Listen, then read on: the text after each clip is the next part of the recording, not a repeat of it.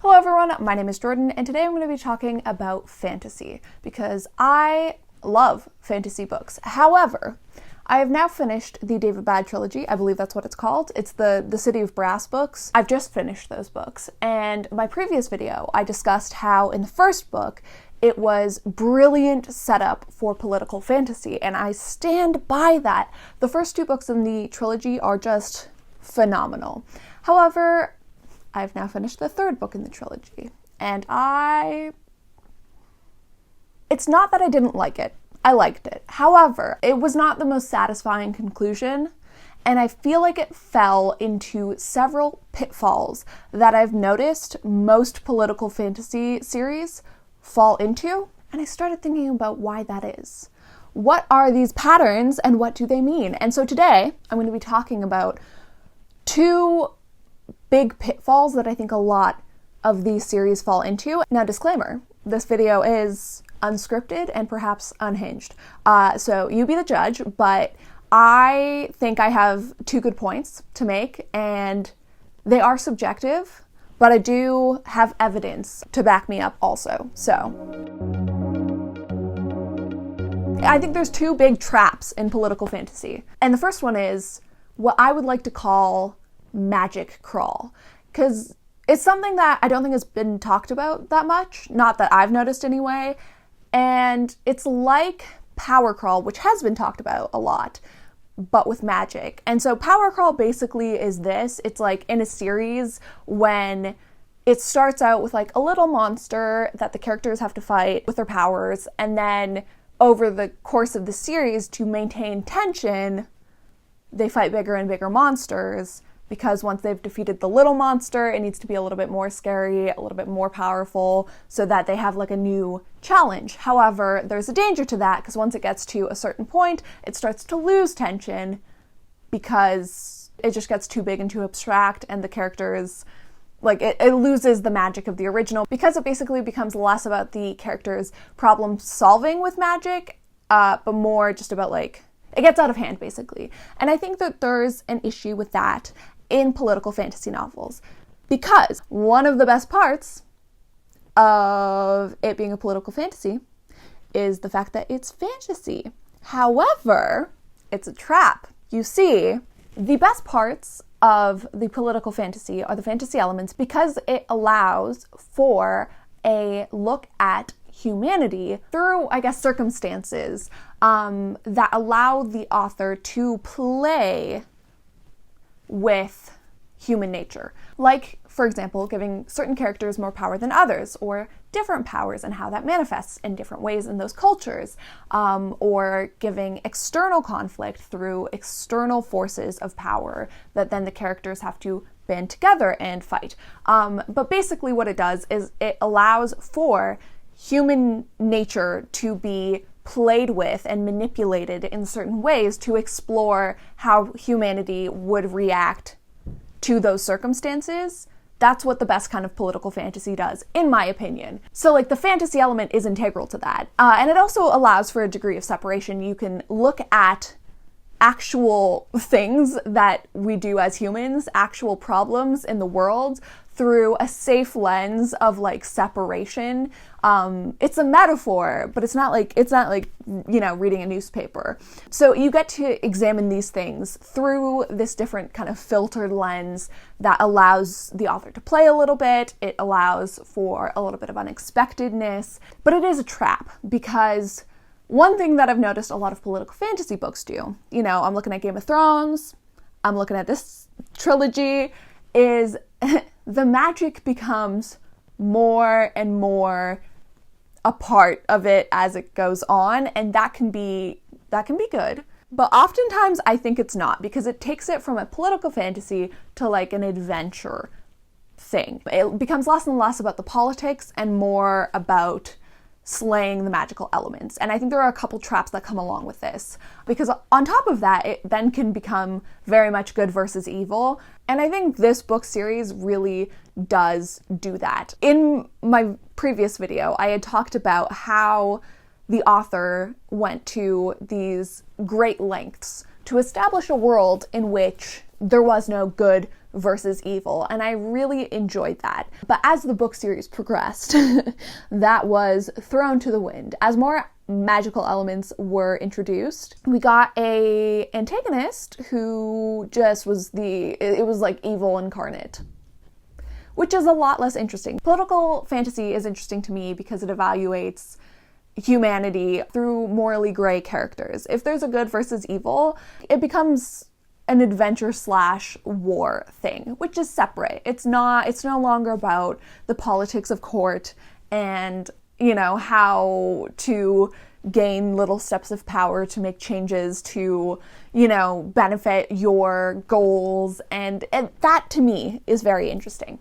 The more magic you bring into it, the more external forces get brought into it, the less it becomes about that, and the more it becomes about these epic wars and these epic adventures and good versus evil. And I think that a lot of stories fall into that trap. Game of Thrones definitely did it. In my opinion, the first 3 seasons, because I haven't read all the books, but I know that the first 3 seasons are pretty faithful to the books, and they're the strongest seasons. And I don't think that's just because of George R.R. Martin's writing, which is a big part of it, but I also think that the more magic gets put into it, the less important the minuscule little conflicts between people and the minuscule little plots for power become important, because then they're fighting these larger forces. Hi, this is editing me realizing that I write scripts for a reason. But basically what I was trying to say here is that in a similar way as the power crawl, the magic crawl, what I've dubbed that, there is a threshold where a certain amount of magic makes the political elements more interesting because it manipulates the way in which we get to explore humanity. However, there's a threshold where then it gets to a point where the magical elements kind of overtake the political fantasy to the point where it becomes less about humanity and more about humanity versus something else, like exterior forces, which is to me less interesting than like human nature versus human nature, if that makes sense. Because when humanity bands together to like face an evil, there's only like one way it can go, whereas like people with different alliances and different goals and different needs that are all trying to manipulate each other for whether that be like personal goals or what they want to achieve politically, that's some spicy stuff right there. That I think is the first pitfall that these things fall into. And I think they fall into it for a variety of reasons. The more interesting, magical, obscure elements get introduced, I think the more the author feels pressure to have those things be integrated into the story and, play a part in the ending. I don't think that necessarily needs to happen. I think there was a lot of things introduced in the series. I'm using the series as a kind of case study for larger issues that I've noticed, but I think that this series introduced a lot of things in the first 2 books that the author felt the need to then include in the final book, because otherwise, why is it there? But I think, honestly, readers have a bit of forgiveness because they want an expansive world, but they don't necessarily need everything to be tied up with a pretty little bow at the end, as long as, like, several things are. Whereas this author, I think, felt the need to include all of the different factions, magical factions and beings that they had introduced into the finale, which then bloated this kind of power to a point where it really wasn't about politics at all. And a lot of the first 2 books, like the interesting stuff that happened in the first 2 books, just got thrown away in the 3rd book because the focus was then on, finding armies and destroying evil. I think also it's a thing of like tension, in the same way that the power crawl thing is, where the author feels the need to up the stakes, but instead of doing that through the established kind of political court, for example, because it's always got to be a kingdom in political fantasy, but we will get to that. But anyway, it's not just like the court and losing your political traction at court, what you've built there. It's always got to be some big creature at the end, some big monster, some big bad who they have to defeat and dismantle, which then negates all of the work that they had done in the court. Like, that becomes irrelevant, basically, which happened in this book, which was so tragic because it was so interesting watching those dynamics, and they just became like irrelevant basically by the end. So that is the first pitfall that I think a lot of these books fall into, is basically feeling the need to include all of this heightened magic stuff as the series progresses because they introduced it, but also I think it's the same thing as the power crawl, where they feel that they need to up the stakes with the magic rather than with the political intrigue, to the point where the political intrigue takes a back step to the magic, and therefore, in my opinion, becomes less interesting. Now, a big caveat, as I'm sure you've noticed, with this video, it is again very subjective. And so this video is really for people who enjoy political fantasy. If you enjoy the more action-adventure side of fantasy, which I do, if like that's the intent from the get-go, then you're probably going to disagree with me. You're probably going to be like, girl, listen, girly, that's the good stuff. Like, I don't know what you're talking about. But if you set it up as a political fantasy and then like throw that aside at the end, it just feels like it was never, what was the point, you know? Why? But now we're going to talk about the second issue, and that is, I think there is no good way to end a political fantasy. Maybe that's not true. Maybe that's bold of me to say, but I am rarely satisfied with the ending. It's more about the journey than the destination usually, because there's really only a couple ways it can go, and none of them are satisfying to me. Like, they're varying degrees of satisfying. Again, I don't think that the third book was a bad book, but I realized while reading it, I was like, even if this was more about the political intrigue and less about the good versus bad, there's really only two things that can happen. Okay, three things. The first thing, the characters that you're rooting for die and get defeated. And then you're like, why did I read this? Why did I read this? It's always gotta be a frickin' monarchy. So either the monarchy is upheld and they basically become the new rulers, which you're like, yeah, so you're the new ruler and we like you, hopefully.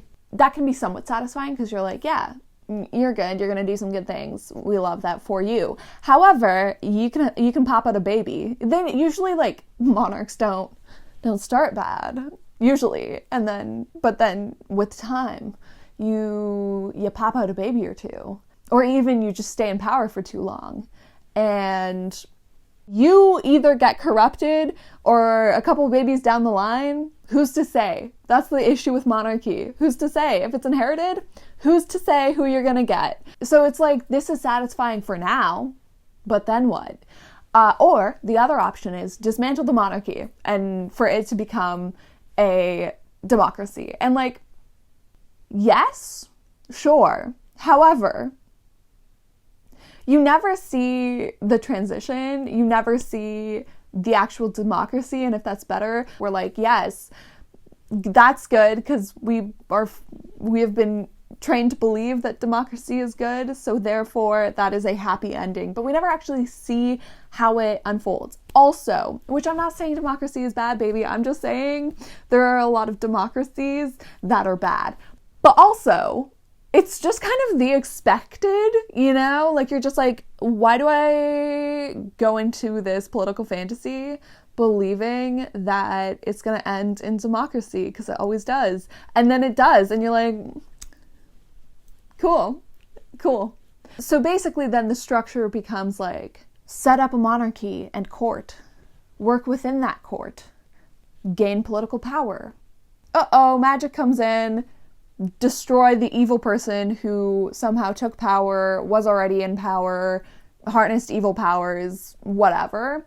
Destroy that, and then you have a fresh slate, apparently, and just build a democracy from the ground up. And that is the structure. That is the structure, baby, of like 90% of these books. You can't tell me otherwise. Or they just like go crazy with it and like Queen of the Tearling, it was all a dream, you know? That's worse. So my issue is, I've realized I love the political intrigue and like the middle bit. But it's so hard to end a political fantasy because there's really only a few options and none of them are great. And that's because there is no system of governance that is great, you know? Power corrupts. But at the same time, I know what I don't want, you know? Like, I don't want the magic to like completely overtake the political intrigue. I want it to matter, you know, I want the political intrigue to matter, which usually it doesn't in the end because it becomes a good versus evil thing. And often the characters who were in power then are like, I never wanted it. That's what makes me a good ruler, is I never wanted it, so I'm retiring, baby girl. Yes, understood. However, then who is? Then who is gonna be in power? I'm so sorry. If it's a democracy, like, it's just a bunch of faceless dudes. Okay, so me realizing I'm an idiot part 2. Basically, what I'm trying to say here is it's not a happy ending, and they portray it like it's a happy ending. Every system of governance has issues. Obviously, we haven't found that utopic dream, baby girl, because humanity is flawed. So the issue is that they portray it like this is this utopic happy ending. Oh, bam, baby, democracy has come. This is the end, y'all. This is it. Y'all did it. It's less interesting to depict it as like this utopic happy ending because it doesn't acknowledge that the transition from monarchy to democracy is going to be like a whole process, baby girl, that just feels like the beginning, you know? Where is the fantasy novel that starts with the transition from monarchy to democracy? Where is she? Because that would be some spicy shit. That's all I'm saying. So I think the conclusion that I've come to is, unless there is some series that I don't know that wraps these things up in a way that's like... And if there is, please do tell me. I think what I've realized, because I do like political fantasy for the reasons that I mentioned before, in that it's an interesting way to look at politics, to look at human nature through a lens of separation, but also getting to play with it a little bit and see if it's well done, how people would react to different circumstances and different types of power. I think that's a lot of fun. So what I've realized is maybe there is no right answer. Maybe I will just have to enjoy it for the journey and not the destination, and sacrifice the ending to the gods because it will never be as good as I want it to be. But I would love to know your thoughts about this and some of the other pitfalls of political fantasy, if you do have any others. These are just some things that I've noticed and been thinking about for the past little bit, because I was like, why? Why am I never satisfied? For what reason do these always hurt my feelings, you know? And I think those are the two big ones, but if you have other thoughts, please let me know. But yeah, let me know if you disagree. If you're like, Nabi, the big magic, that's the good stuff, the gods playing and the big evils and all of that, that's what you want. Why? Let me know why. But that is it. That's all for today. Sorry this video is a bit of a mess.